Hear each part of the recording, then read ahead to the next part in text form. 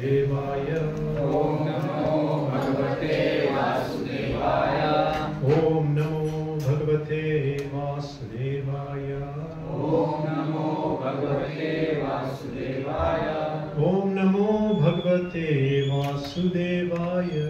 Om Namo Bhagavate Vasudevaya. Hare Krishna. Today we are reading from Srimad Bhagavatam, Canto 1, Chapter 2, Text 10. SB 1.2.10.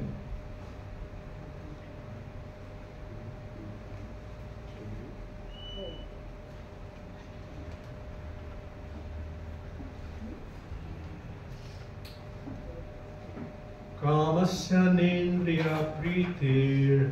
Kamasya nendriya pritir.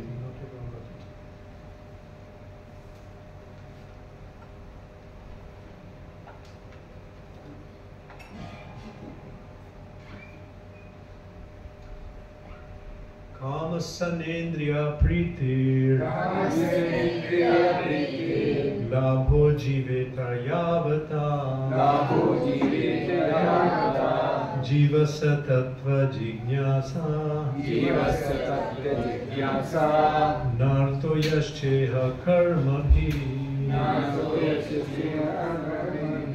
Kamasya nendriya pritir. Kamasya nendriya pritir. Labho jiveta yavata. Labho jiveta yavata. Jivasya tattva jignasa. Jivasya tattva jignasa. Narto yascheha karmabhi. Narto yascheha karmabhi. Kamasya nendriya pritir. Kamasya nendriya pritir.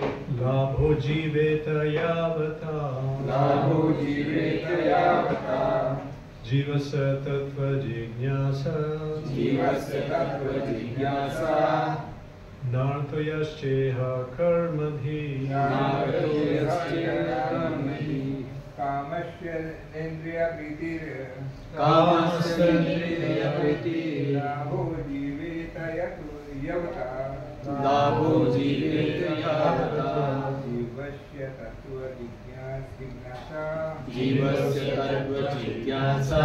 नातो यस्येह कर्मभिः Narto yascheha karmabhi. Kamasya nendriya pritir. कामस्य नेन्द्रिय प्रीतिर Labho जीवेत यावता. Labho jiveta yavata. जीवस्य तत्व जिज्ञासा. Jivasya tattva jignasa. न अर्थो यस्य चेह कर्मभिः. Narto yascheha karmabhi.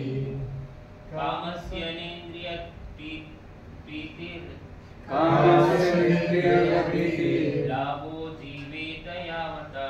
लाभो जीवेत यावता. जीवस्य तत्त्व जिज्ञासा. जीवस्य तत्व जिज्ञासा. नातो यस्य कर्मभिः. नातो यस्य चेह कर्मभिः. कामस्य नेन्द्रिय प्रीतिर कामस्य नेन्द्रिय प्रीतिर्. लाभो जीवित यावता लाभो जीवेत यावता. जिज्ञासा तत्व जिज्ञासा जीवस्य तत्त्व जिज्ञासा. नातो यस्येह कर्मभिः नातो यस्य कर्मभिः. कामस्य नेन्द्रिय प्रीतिर. कामस्य नेन्द्रिय प्रीतिर्. लाभो जीवेत यावता. लाभो जीवेत यावता. जीवस्य तत्त्व जिज्ञासा. जीवस्य तत्व जिज्ञासा. नातो यस्येह कर्मभिः. कामस्य नेन्द्रिय प्रीतिः. कामस्य नेन्द्रिय प्रीतिर्. लाभो जीवेत यावता. लाभो जीवेत यावता. जीवस्य तत्त्व जिज्ञासा. जीवस्य तत्व जिज्ञासा. नाथो यश्चेह कर्मभिः. नातो यस्येह कर्मभिः. Translation purport by His Divine Grace Srila A.C. Bhaktivedanta Swami Srila Prabhupada. Translation: Life's desires should never be directed towards sense gratification. One should desire only a healthy life or self-preservation. Since a human being is meant for inquiry about the absolute truth, nothing else should be the goal of one's work. Purport: Your completely bewildered material civilization is wrongly directed towards the fulfillment of desires in sense gratification. In such civilization, in all spheres of life, the ultimate end is sense gratification. In politics, social service, altruism, philanthropy, and ultimately in religion, or even in salvation, the very same tint of sense gratification is ever increasingly predominant. In the political field, the leaders of men fight with one another to fulfill their personal sense gratification. The voters adore the so-called leaders only when they promise sense gratification. As soon as the voters are dissatisfied in their own sense gratification, they dethrone the leaders. The leaders must always disappoint the voters by not satisfying their senses. The same is applicable in all fields. No one is serious about the problems of life. Even those who are on the path of salvation desire to become one with absolute truth and desire to commit spiritual suicide for sense gratification. But the Bhagavatam says that one should not live for sense gratification. One should satisfy the senses only in so much as required for self-preservation and not for sense gratification. Because the body is made of senses, which also require a certain amount of satisfaction, there are regulative directions for satisfaction of such senses. But the senses are not meant for unrestricted enjoyment. For example, marriage or the combination of man and woman is necessary for progeny, but it's not meant for sense enjoyment. In the absence of voluntary restraint, there is propaganda for family planning, but foolish men do not know that family planning is automatically executed as soon as there is search after the absolute truth. Seekers of the absolute truth are never allured by unnecessary engagements in sense gratification, because the serious students seeking the absolute truth are always overwhelmed with the work of researching the truth. In every sphere of life, therefore, the ultimate end must be seeking after the absolute truth, and that sort of engagement will make one happy because he will be less engaged in varieties of sense gratification. And what about the absolute truth? And what that absolute truth is explained as follows in the next verse.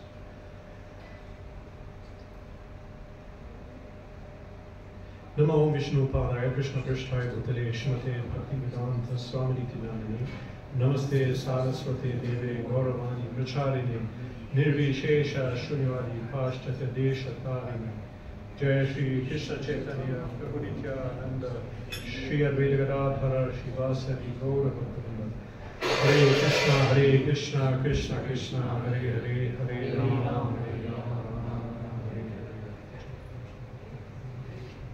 Hare. Life's desire should never be directed towards sense gratification. One should desire only a healthy life or self-preservation, since a human being is meant for inquiry about the absolute truth. Nothing else should be the goal of one's work. So we are reading from Srimad Bhagavatam. Srimad Bhagavatam is Puranam Amalam, the clear, spotless truth. It is giving the proper vision. What is this world? Who am I? How we should see everything. So, this is a verse which is very prominent.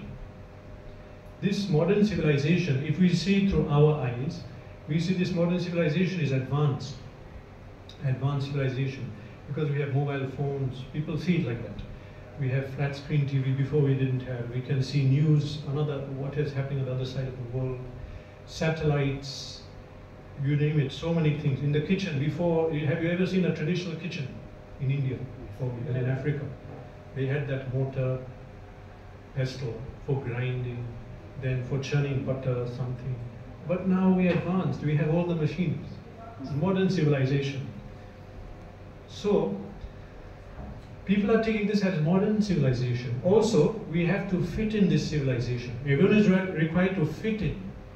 We must also get a degree, we must get a phone, we must get a car, we must wear suit and tie and look very modern. Don't wear slippers, wear shoes. Modern civilization. So now, we look at a different view. Now Srimad Bhagavatam, Prabhupada explains that this is a cultural presentation for the re-spiritualization of human society. He writes in the introduction. What does that mean? This human society needs to come to a spiritual awakening. So Bhagavad Gita does that. By reading Bhagavad Gita, one can understand the need for spirituality. And we can come on the spiritual level. But now, we have to redefine everything.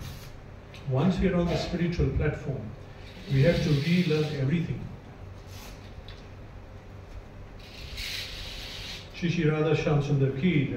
So now Srimad Bhagavatam has exposed this civilization as bewildered according to this verse. And as it is with Srimad Bhagavatam, as usual, some people, when we present Srimad Bhagavatam to them, they say we have Srimad Bhagavatam, but they have it, but without the commentary, some version. But the Acharyas give us a clear vision what is the verse saying. So now Srila Prabhupada's opening sentence for this verse. This verse is saying that Kamasa Nendriya Pritir, goal of life is not sense gratification. This is opening. Chapter 2 of Bhagavatam, which has 18,000 verses, 12 cantos, 18 books. So in the first book we are setting the scene. The goal of life is not sense gratification. So now opening sentence, Prabhupada writes, the completely bewildered material civilization is wrongly directed towards fulfillment of desires in sense gratification. So all of us who are living in this world, we may have got, like me also, we did degrees, we have some understanding of this world, we are keeping up to date with affairs, and now here we are being told this is a bewildered civilization, it's not advanced. But how can it be? We've gone to the moon. Now we have drones, little drones flying, like the size of a bee. They have flying objects which can surveillance, so many things. So much technology. Why are we saying that this is a bewildered civilization? What is the meaning of bewildered? I checked. Lost. And it's good if we... Confused. That I actually checked in the dictionary. 2 words came. Confused and puzzled. Puzzled means we don't know what to do, what not to do. So confused, puzzled civilization. We have to give the correct word in Hindi just to ram the point home. I think it's mohit. You can tell me. Bewildered. Brahmit. Okay. Brahmit. Bewildered, not knowing what to do, on a different course than what we should be. This civilization is lost. This is the verdict of Srimad Bhagavatam. What if people are looking for how to go to a certain place in town, and we are following somebody, I'll take you, then you are following him. Then after some time he says, don't follow me, I'm lost. Then we'll not follow him. So if we understand this civilization is lost, it's bewildered, then we'll not follow it. So now we have to qualify. I'm making a big accusation. In a court of law, you have to prove your statement. This is a lost civilization. So we can read on in the second verse. In such civilization, this one, so-called civilization, in all spheres of life, the ultimate end is sense gratification. The big problem with this civilization, with this education system, with this political system, with this social system, is the goal is sense gratification. Sense gratification, indriya priti, indriya tripti. How I'm going to enjoy more and more. And so who do we respect in this society? Who has a capacity to enjoy more? In other words, rich people, lot of money, lot of cars, lot of property. Everyone wants to know, what is he saying? What is his opinion about the election? Who cares? What does he know about anything? What is their opinion on the election, new election candidate? What is their opinion on the law or on the war? Everyone wants to know what the rich man is thinking, what the so-called leaders of society. These are not leaders. But this is a bewildered civilization. We have glorified people who are basically greedy. And what happens if you mean, I have a lot of money, what does it mean? It means someone does not have the money somewhere. That is it. This was a sin in Vedic culture. People who had a lot, they'll give in yajna, they'll give donation, they'll give out so much wealth. This was not the system. So Srimad Bhagavatam has exposed this civilization as confused, bewildered, wrongly directed. What we are calling today education, is it education? Actually, Prabhupada explained this is not education. Education means what is given in Srimad Bhagavatam in the second verse. Vedyam vastavam atra vastu trapatrayo mulanam. That we have to know atra vastu, vedyam vastavam vastu. Vastavik means what is the actual substance, what is actual truth. In other words, what is matter, what is spirit, what is body, what is the soul, what is material, what is spiritual. This is knowledge. If you can know this, this is an educated person. In the Vedic age, they were called Pandit.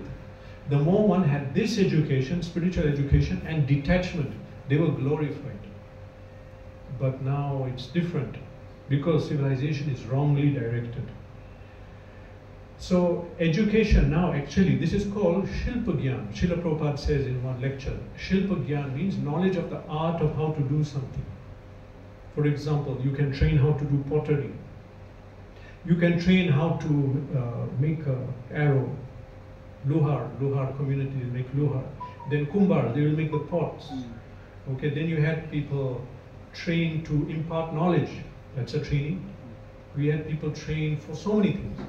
For shaving hair, for cutting nails. They had every part of civilization in Vedic culture, they had a community which will focus on that. So this is Shilpa Gyan. What we go to college to now is how to fix a machine. That you can learn on the street. Some people didn't go to college. They become expert computer repairmen. Or they can fix a car. They can do so much without going to school or college. Shilpa Gyan. Art of how to do. You don't have to go get a degree for that. But now what we call getting a good education means going to IIT. What does it mean? It means how to get a good job. It means how to earn more money. It means how to enjoy more. This is not education. Vedic culture describes this as something different. Actual education is Vedyam Vastavam Atra Vastu, which Srimad Bhagavatam explains. Bhagavad education. Education. I know one famous musical artist, you may know him, and his biography was done in the form of a video. This was ages ago, I think it was 94. I was watching that video, and he opened by saying, I was never educated.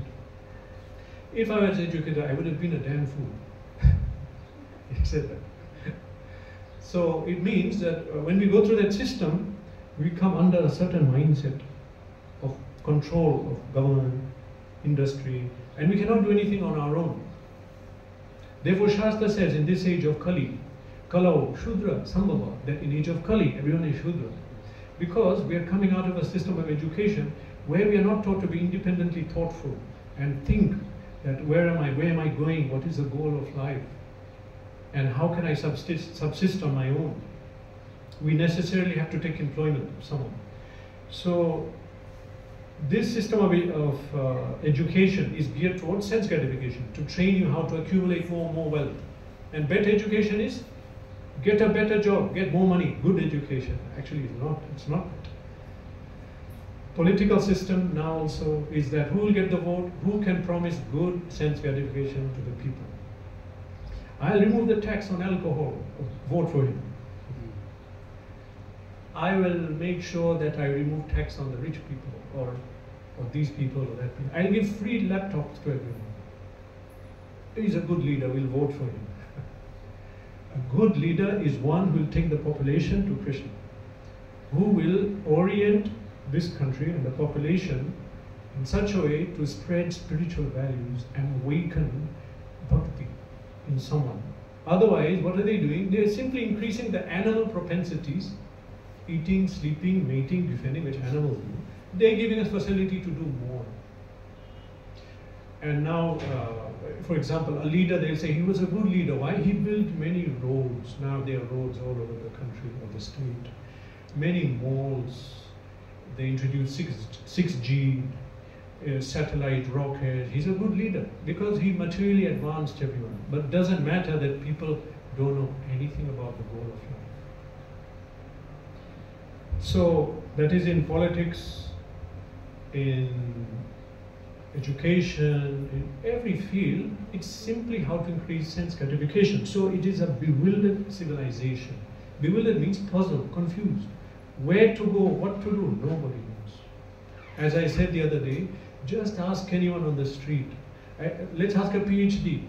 Now, in our society, so-called civilization, people who are having a PhD are supposed to be the top of the society. They would be what we'd call in Vedic society the Brahmanas. So Brahmanas are the head of society, they're educated, they're looked up and respected. So now ask the PhD person, as Prabhupada said in a lecture, Mr. PhD person, why did you take birth? I don't know. Okay, Mr. PhD person, what is the goal of life? Can you tell me? Don't know. Okay, can you tell me what will happen when you die? We are all going to die. It may be tomorrow, maybe in 1 second, maybe after end of life. But what will happen then? Where will we go? Don't know. Okay, then what do we know? What do we know? The first point of education is I should know about me, who I am. I should know where I'm going. Then let me find out about the atoms and then the space. Then I'll find out about the ocean. Deep in the ocean we have to explore. We have to explore what is on Mars. But at least let me find out where I'm going to go when I die. Let me find out who I am. Am I the mind? Am I this finger? Am I the intelligence? Am I the soul? What am I? Let me at least find that out. Then we can study the whole planet. We can study everything. So what kind of education is this? Another point. In Vedic culture, if we go back, actually not even Vedic, if you look back in many societies, they honored knowledge and education and detachment. Let's say they honored wisdom and detachment. So these people were looked up to. Now let's see in our civilization, let's see the top people are the PhDs and all these people. What happens that if these people go to the airport security, what did the airport security say? Oh, you're a PhD, you don't go. What do they say? No, you go. Why? They don't trust them. So-called leaders of our society, nobody trusts them. Neither the politicians, nor the philosophers, doctors, lawyers, so-called educated professionals, got a good degree, gentlemen, but they have to go to the airport to check that they're not carrying some gun or bomb. Nobody trusts them. It should be the people we trust, the leaders, are the most honest and most trusted. Listen, in Vedic society, the people who developed Brahminical qualities, they were accepted as Brahmanas. Then it was Samo Dhamma Tapa Shocham Kshantir Arjavam Evacha, Arjavam, truthfulness. They were truthful. They were so truthful that, for example, in this battle of Kurukshetra, there was a war fought, end of Dwapar Yuga, between two warring parties. In that war was Dronacharya.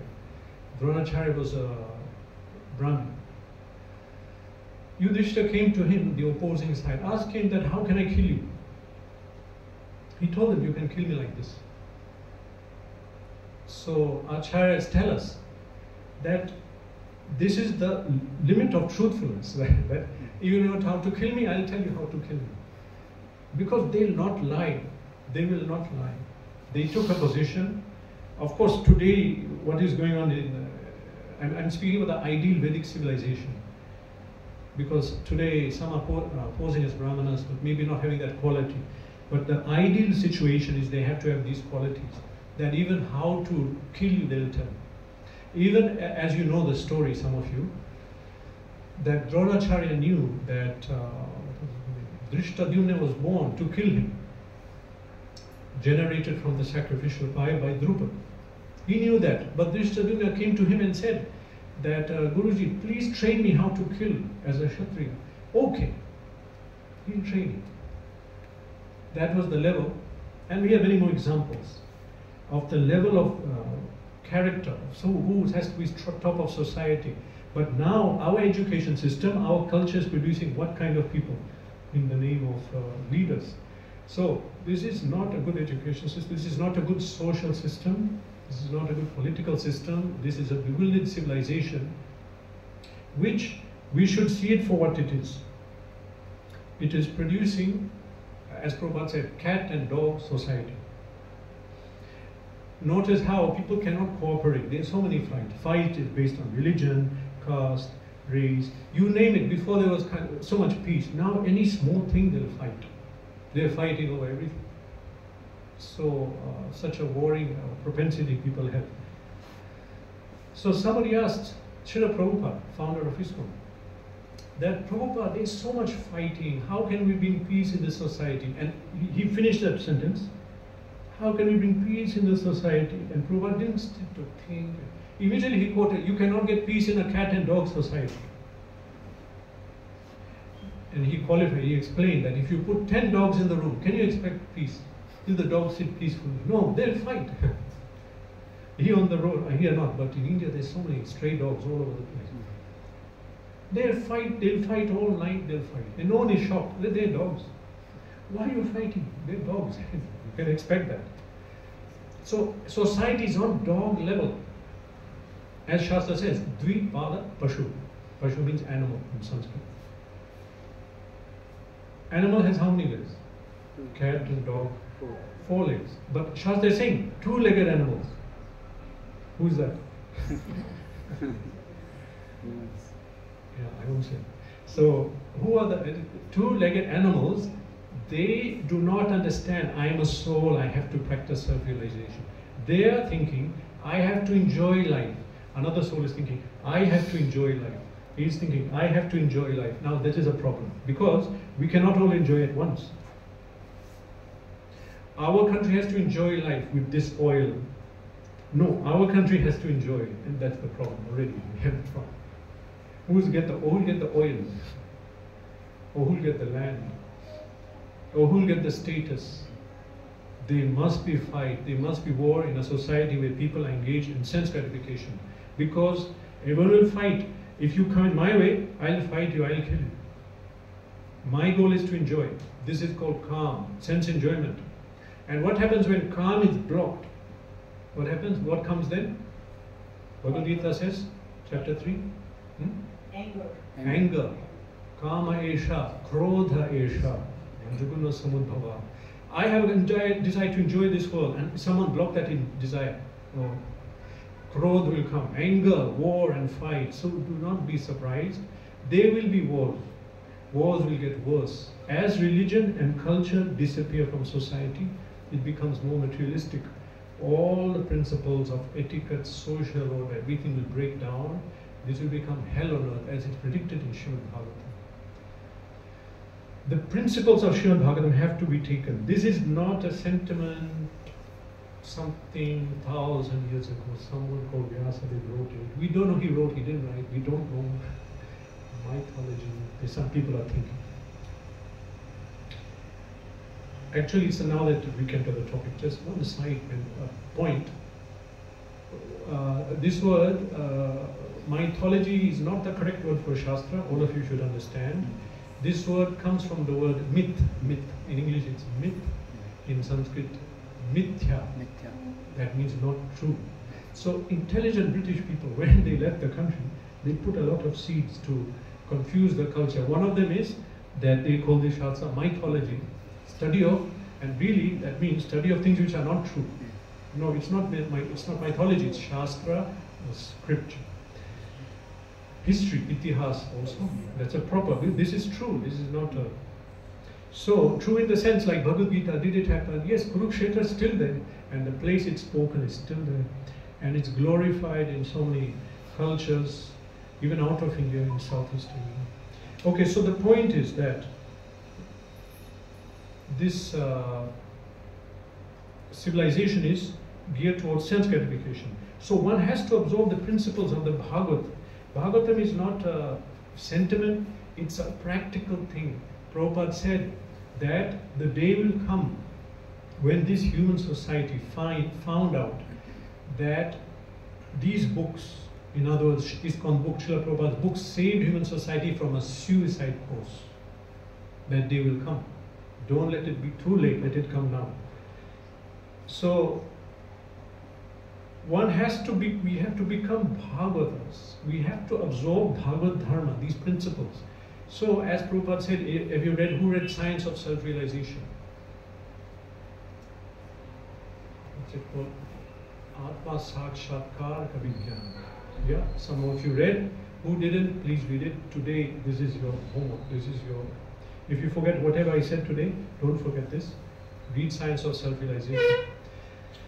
There Srila Prabhupada says, the purpose of this Krishna consciousness movement is to bring a complete revolution in the social, religious, cultural, educational and political sphere of human society. What does that mean? We should not take these things.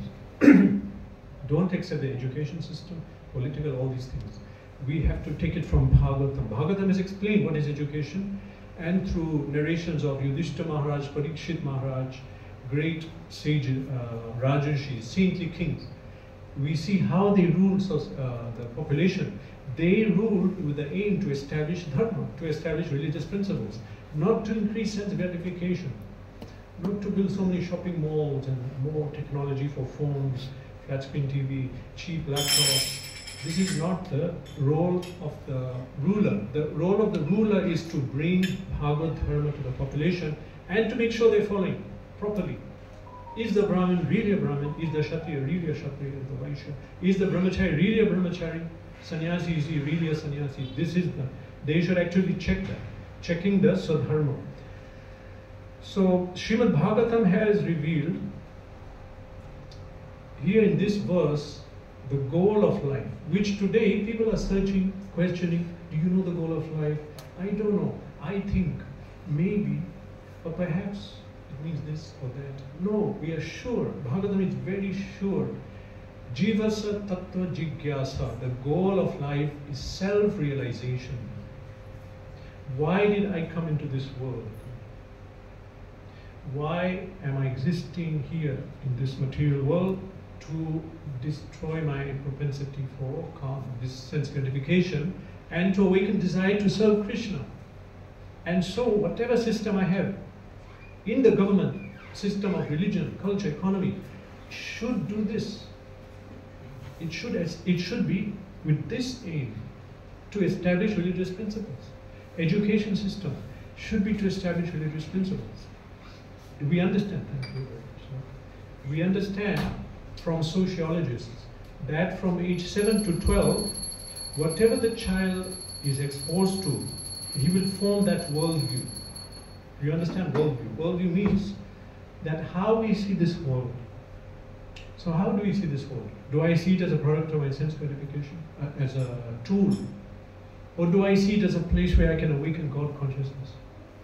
Do I see this world a place where Krishna is manifest everywhere in the form of light? Shri Shri Radha Shamsya. Am I able to see this world and see Krishna everywhere in the form of light? Krishna says in Gita that Shabdakhe Purusham Nishu, that I am the sound in ether. Now I'm speaking, you're hearing me. How? Because energy is created.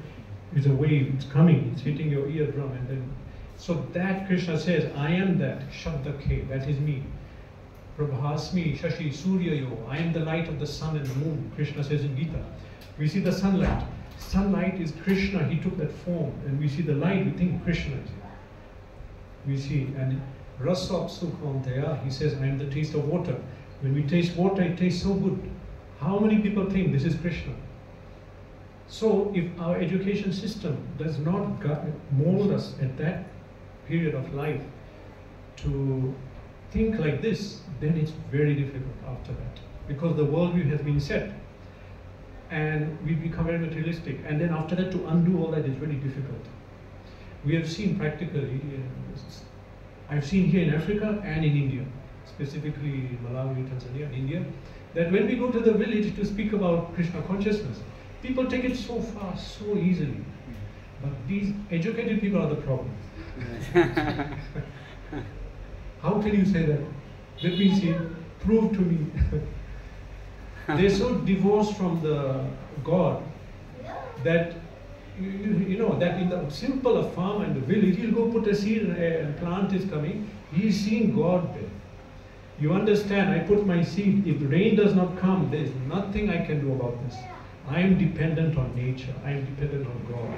And here we think our food comes from the supermarket. I get my money, and our education is that I will use the money to exploit this material world. And so we cannot. It's very hard to absorb bhakti principles. So anyway, this is the system. So Srila Prabhupada has laid down that this Krishna consciousness movement through Srimad Bhagavatam the goal is re-spiritualization of society. But it's not a simple task. Through Bhagavad Gita we may have read it, then we understand that okay, we are a soul, and then now what? So now this is expanded in Srimad Bhagavatam. Bhagavad Puran is expansion of Srimad Bhagavad Gita. Bhagavatam is expansion of Bhagavad Gita. So Srimad Bhagavatam tells us a spiritual culture, how to revive it. Revive because it was there before. All over this planet people living a spiritual culture. And the kings were saintly. They were ruling according to scripture. Once I got sometime, on social media, they sent forwards, so many forwards. So what happened, there was a school shooting in America. This is a very common thing, unfortunately. I read one statistic, till March there was something like 20 school shootings in this year. It's hidden because they want to look at perfect civilization, freedom, equality, liberty, all these things. But society is imploding because there is no more spiritual principles. So the conversation is someone is speaking with God. God, how can you let this happen? How can you let this happen in the school? And how can you do this even in our government? Create so many problems. How can you, where else is it? School, government, one more was there. Okay, let's stick to this one. So God, how can you do this to our society? Answer, God, that I'm sorry, you took me out of the school long time ago. You took me out of the government. Government books, government syllabus, don't talk about God, secular. Secular means, okay, everyone can teach their religion. Secular does not mean no religion, that is atheism, don't mix it up. Now we are mixing up atheism and secular. Secular is, okay, all of you bring your religion, bring your representative, and you see that they're practicing properly, not cheating people. Prabhupada said this. I'll not say if, but I'll say when ISKCON takes over government, Prabhupada said it will happen. He predicted. This is what will happen. Everyone, you bring your representative and then check that they're properly governing. They're following the dharma. So anyway, God answers. Sorry, you took me out of the school, you took me out of the government and whatever other things that was mentioned. You took me out of everywhere. Out of the workplace. You took me out of everywhere. Means he's not there. He's not involved now when anything is happening. So there's a blueprint for us to go back to a spiritual culture. We have to relearn everything. Practically, what we think is politics, what we think is sociology, what we think is education, what we think is economy. It's not. Economy is distribution of wealth for all, isn't it? Yes. Study of how to distribute wealth equally. Where is equal distribution today in this country?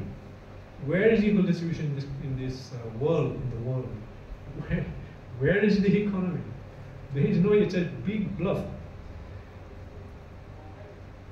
And the biggest bluff are the people who say, we'll take care of this. IMF, okay, I won't go into politics. So, there is no proper economy, there is no proper education, it's a bewildered civilization. We have to go back to the proper system. Proper system, now we think anything old is ancient, it's not relevant. But I remind you of one saying, old is gold, don't forget that. Old is gold. The old system is good, it's tried, it's tested, it works. We saw how everyone was. New system, we don't know where it will lead. We tried communism, it was failure. Whichever country was communist, mostly they left it. They tried a different system, now they're trying capitalism. Big mess. Let's go back to Vedic system. Now what that system is, that's a whole other topic. But the point is, we should all become Bhagavatans. Now let us base our life on the Bhagavat. First, we have to understand from this verse, goal of life is self-realization. And kamasa nendriya priti. Our life should not be directed how much I'll enjoy this body and this material world. Although we have to say, like it's mentioned here, that we are not saying no enjoyment, because we all have senses, and sense gratification, enjoyment for this body is like salt. You cannot take too much, you cannot take too little. So it should be balanced. That's always in every culture, some level of enjoyment. But it was regulated sense gratification. It was not expanded and blown up to everything else is gone now from our society. So the culture of knowledge, this is called Bhagavad Dharma. Everyone wants to be successful in life. We want to be successful in our family affairs, social affairs. Family affairs that bring up the family properly. Social affairs, get a good status in society, respectable. Okay, economic affairs, people want to be successful. But what is a real success is given again in Srimad Bhagavatam.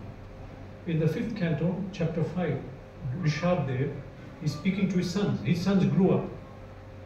And after they grew up, he's addressing them now, what should do, how we should live our life. That conversation which happened in Treta Yuga, which is some 2 million years ago, is captured in the eternal pages of Bhagavatam. So there he says to his sons, Para bhavas tavat abodhajata yavan na jigyasata atma tattvam. He told his sons, you should understand your life is a failure if you do not inquire into the absolute truth. Whatever you achieve, success means attaining the supreme, or at least coming on the path. And I didn't finish, so next birth I start where I left. This is success. Success is not, okay, I accumulate this prestige, this wealth, I achieved this. Now, okay, now comes death. Then start again, back to zero. Now I attained so much education, back to LKG, UKG. Accumulate your knowledge again, accumulate your wealth again. So that is not success. However, we have to take care of our material affairs. Veda doesn't say we neglect it. So people were prepared for that. They were prepared in a vocational occupation. They were prepared enough worldly knowledge, and they had access to everything. But they didn't go overboard. 25 years studying, that's why I can get a job. 25 years, LKG, primary, secondary, everything, just study, so I can get a good job.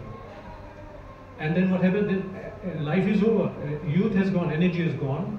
And when I'm supposed to direct my energy for self-realization, for understanding absolute truth, for using my energy to get liberated by dancing kirtan, cleaning for Krishna, cooking for Krishna. And now when the life is over, then we start. That is not the system. So he told his sons, that the success in life is when we attain the Supreme. So that is the definition of success. So practically speaking, we are in this civilization, so-called civilization now. And what to do? We are in it, so we are in it, but at least next generation we should work towards this, spread this knowledge, and have an understanding and propagate it. But it has to be in our mind that this cannot go on for next and next generation. Or we cannot spread Bhakti movement, because devotional service, Bhakti, cannot sit on an asuric civilization, demonic civilization, where they are saying increase sense enjoyment, but Bhagavatam is saying no, decrease it. Bhagavad Gita says, Bhogaishwarya prasaktana taya parta chetasam vivasayat buddhi samadhana vidhiyate. Those who are so much enamored by bhoga and Aishwarya means opulence, beauty, luxury, those things. Those who are attracted to that, or bewildered, taya paharta chetasam vivasayatmika buddhi samadhana vidhiyate. They cannot practice bhakti. So the aim is not to go so much into that. However, we have to have some amount of these things. So we are in the civilization, but we have to study Bhagavad Gita and Srimad Bhagavatam. We have to reprogram the mind. As Prabhupada said, like once they accused him, your movement is brainwashing people. He said, yes, your brains are dirty, we have to wash them. Dirty brain. How are you going to clean the brain? Srimad Bhagavatam. Shrinatam Sakata Krishna, Punya Shravana Kirtane. Hirdayantis tohi abhadrani vidhunoti suhrit satan. By hearing Shrinatam Sakata Krishna, by hearing the topics of Bhagavatam and Gita, what happens? Hirdayantis tohi abhadrani. Dirty things in the heart are clean. Hear Bhagavatam again and again. You'll be clean. So, practically speaking, all of us, our aim is that at the time of death we have to remember Krishna. If we boil down what is our philosophy, we have to remember Krishna at the time of death, because at the time of death, whatever we remember, that's what we get. I mentioned that to you yesterday in Kadashi, the lecture I spoke. So now Bhagavad Gita says, Yam yam svarani bhavam tyajanti ante kalivaram tam tameva iti kanthaya sadada bhava bhavita. Krishna told Arjuna, at the time of death, whatever you remember, that's what you will attain. So practice. So he said, Abhyasa yoga yuktena chetasa nanya gamina. You have to practice to remember me, Krishna says. Abhyasa yoga yuktena chetasa nanya gamina. Paramam purusham dibhyam yati paratanu chintayan. You will attain the Supreme Person, Krishna. So we have to organize our life in such a way that we always remember Krishna. Mainly that is chanting Hare Krishna, attending satsangs like this, and reading. Three things. These are most powerful. Reading is very powerful. It cleans the mind. It changes us. Gita and Bhagavatam have a propensity, capability to change us, to liberate us simply by reading constantly. It's glorified in Shastra. So one has to, at the time of death, remember this. In fact, Bhagavatam also says the goal of all our sadhana is to remember Krishna. In second canto, in the beginning, Shukadeva Goswami, who spoke Srimad Bhagavatam, after he was asked the questions by Parikshit Maharaj, he begins to speak. And now he's starting, you can say Bhagavatam is from beginning, everything's Bhagavatam. But Shukadeva Goswami is starting now. What does he say? Then he says, right at the beginning, Etavan Sankhya Yoga Bhyam Swadharma Parishtaya Janmalabha Parapumsa Ante Narayan Smriti. He says the goal of, some people are keen to do meditation, Sankhya Yoga Bhyam. Some want to do yoga, Ashtanga Yoga or Sankhya, Jnana Yoga. Some want to do their duty in Varnashram perfectly, do this sanskar, this yogya, okay. Swadharma parinishthaya. Whatever is your activity, but he said you should understand that janma labha parapumsa, for the living entity, the supreme goal, again repeating this verse, janma labha parapumsa ante narayan smriti. At death we should remember Krishna. How easy is that? How is it? It's not easy. As Shastra says, it takes a lifetime of preparation. We have to start at age 7. Kaumaram acharet pragyo dharman bhagavataniha. It says in Prahlad Maharaj, you know Prahlad Maharaj? Lord Nrsimhadev's Bhakta Prahlad, he's famous. So the boy is saying, he's 5 years, but he was self-realized. That's because he got shiksha from Narad Muni when he was in the womb of his mother. He heard Bhagavad philosophy, the Bhagavad Tattva. So he said, Kaumaram acharet pragyo. He was speaking to his age mates. He was age 5, they were age 5. They were telling him, let's go and play, let's go and enjoy. He said, no, this is the age we have to start. Kaumaram acharet pragyo dharman bhagavatan iha. This Bhagavad Dharma should start at age 7. Kaumar. Why? Durlabham manusham janma tadapi arthadam adhruvam. Said because it's difficult to get this human body.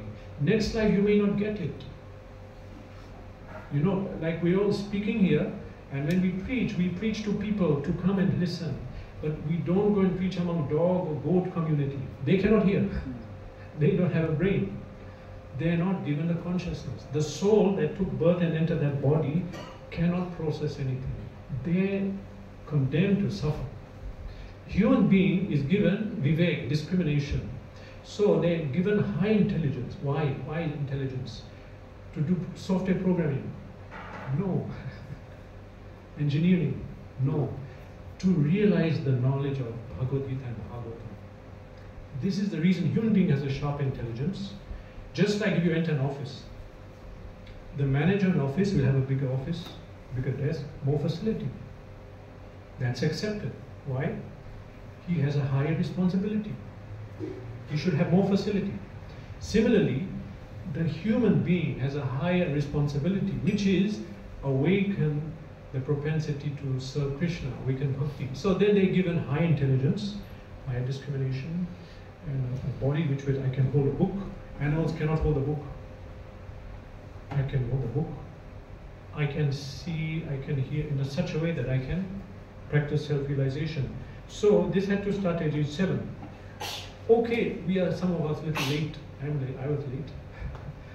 But better late than never. So from this point, we can internalize this message that Kamasa Nendya Priti. In my life, how I'm living this life, I'm not going to direct it towards sense gratification. But it's not practical. We will not make sense gratification zero. As much as some amount will go on, we need. But we'll orient our time, wealth, family, everything towards self-realization. This is the goal. This is the Bhagavad Dharma. So we should not be bewildered. This material civilization is bewildered, completely bewildered civilization. We should not become bewildered. Andhayatande rupaniya manina. People are blind, don't accept them as the guide. Okay, tell me which way to go. Because I'm blind, I don't know which way to go. But okay, who's going to tell you the way? Another blind person? No. Andhayatande. So Prahlad Maharaj, he spoke this verse. He said, Natte vidu sargati Vishnu. They don't know the goal is self-realization. Our leaders don't know, our scientists don't know, our philosophers don't know, our film stars don't know, our cricket stars don't know, so don't take their opinion. Natte vidu sargati Vishnu. They don't understand sva artha. The topmost benefit, artha, for me, is if I go to Vishnu. They don't know that. Natte vidu sargati Vishnu. Durashaya bahir artha manina. They took this material world as the whole thing which I should enjoy, and this is the reality. This is not the reality, therefore it's called Maya. Te andhayatha andayam paniyamarya, te isha, te api shatantrayam urudamni bada. They are all tied up by the ropes of material nature. They don't have vision to me. So we have to take Shrada Bhagavatam. Srimad Bhagavatam appeared just when Krishna left. When Krishna left, Kali Yuga started. When Kali Yuga started, Krishna had, when he left, he took dharma and jnana with him. Why? Why did Kali Yuga start? Why so much suffering? Why no knowledge? Why so much bewilderment? Because the souls taking birth now are sinful. We are sinful. Our karma is that we must suffer. We must not have proper, example, family situation, not proper food, not a proper government. We are suffering all around. This is the Kali Yuga. Why? We deserve it. Okay, this is Kali. Krishna Swadham Upagate, Dharma Jnana Adibi. He took Dharma and Jnana so that the jivas who are sinful will appear in Kali. At the same time, Krishna gave Bhagavatam. Kalau Nashta Darsham Esha Puranarko Dunodita. Arka means Arka. Who's been to Konark? Arka means sun. Sun. So, Suta Goswami, who heard Srimad Bhagavatam, he repeated it, he heard from Shukadeva Goswami. Later on, when Kali Yuga really came, Parikshit Maharaj left, he actually stopped it till he was there. It was meant to come, he stopped it. So then the sages told Suta Goswami, you heard Bhagavatam, please tell us now what to do. So he said very simply that Kalau Nashta Drisham, in Kali, those who lost their vision, which means all of us, those who lost, we all lost our vision. Vision means we don't know where to go, what to do. We don't know what is proper activity, how to govern our life, how to do anything. We are accepting what we see in the movies and the films or previous generation. This is not the way. So Kalau Nashtad Shamesha Puran Arkho Dhunoditaha. He said that this Bhagavatam will be like a sun. It will reveal everything like the sun illuminates everything. Practically, if you want to understand this, we see, for those of you who wake up before sunrise, for Mangalarti or whatever, if you happen to look out, now we're in the city, so many lights, but if you go and look out, everything is so dark we can't see anything. Sometimes you hear a sound, and we say, what is that? And some fear comes, because we don't know what is the sound, or we see some shape, what is it? Is it a dog? Is it a lion? Is it a thief? Unknown. Due to not having knowledge and vision, fear is there. But what happens when the sun comes? Everything is lighted up, there is no fear, no doubt. Similarly, Srimad Bhagavatam will illuminate everything, and we have to learn again the proper life, proper culture. And when we do that, no more suffering. Shoka moha bhaya. Destroy. Everything is peaceful, happy. For that happiness and peace, we must bring God back. We cannot, people want to have a perfect country. Everyone should have enough food. They should not be fighting between people. There should be no corruption. Everyone should be protected, especially weaker section, women, children, old people. Everyone should be protected. People want kingdom of God, but without God. Then we want Ram Raja. We want a perfect society like in the heavenly planet. But God should not be here. But I want a perfect. But now you're describing Goloka. You're describing kingdom of God. So God has to be here. So again, this Srimad Bhagavatam and the Bhagavad Dharma, which is explained here, this is meant for cultural re-spiritualization of society. And so, as Srila Prabhupada said, this is the main text of ISKCON. It should be the main text of human society. We should read it, we should teach it. In the family, this should be in every house. And these principles should be taught from the beginning to the children. In the school, it should be there. It should be taught in the school. Let's try and persuade the modern governments to do that. But it's slowly happening, at least in India, we've seen it. So these principles have to be taught. Otherwise, parabhavastava abodhajata, that is not a successful way. So principle of Bhagavad Dharma, here is explained clearly. And we have to imbibe it. Read Srimad Bhagavatam. First read Bhagavad Gita. Read Bhagavad Gita and understand at least 2 times. After that, begin to read Srimad Bhagavatam. While reading, we advise you listening to lectures of Srila Prabhupada. He gave many lectures on Gita and Bhagavatam, which will help us to properly apply and illuminate this knowledge. Otherwise, it will look very abstract. That religion is in one few hours I spend on Sunday and I hear something. Then I go and start the actual reality of life, which is my work and my life. Actually, this is the reality. And it has to pervade our whole life. It has to come into our social, economic affairs, economic, everything. It has to come in and be applied. Because Krishna consciousness is practical. It's not abstract thing. It's practical. What Prabhupada used? It's practical. Yeah, that's the word he used. It's a practical thing that you apply and derive so much benefit. So this is the message we should get into. And as I mentioned, read Gita, read Bhagavatam, chant Hare Krishna. By chanting Hare Krishna, when we read these words, the knowledge is revealed more deeply because our consciousness has to be ready to absorb the knowledge. Otherwise, we read, we will not understand, I can't understand. But if we chant, then our consciousness is receptive that when we read, we hear it. We can absorb it properly and we'll realize the knowledge.